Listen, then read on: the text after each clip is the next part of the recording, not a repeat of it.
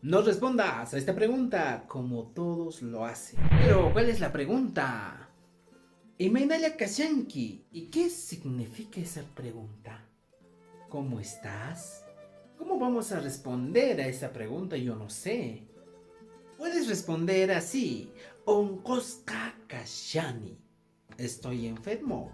Repite. Onkoska Kashani. Ya, charapuniña.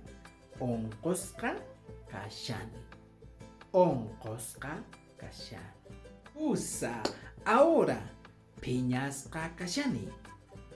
Estoy enojado. Repite. Piñaska Kashani. Piñaska Kashani. ¿Cómo? Piñaska Kashani. No. Escucha bien y otra vez repite. Piñaska Kashani. Ah, ya. Piñaska Kashani. Piñaska Kashani. Kusa. Ahora. Yakiska Kashani. Yakiska Kashani.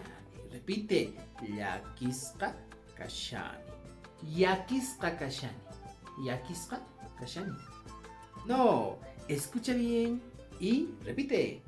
Yakiska Kashani.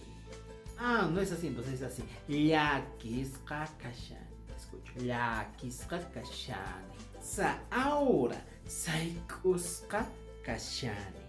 Saikuska Kashani. Repite. Saikuska Kashani. Saikuska Kashani.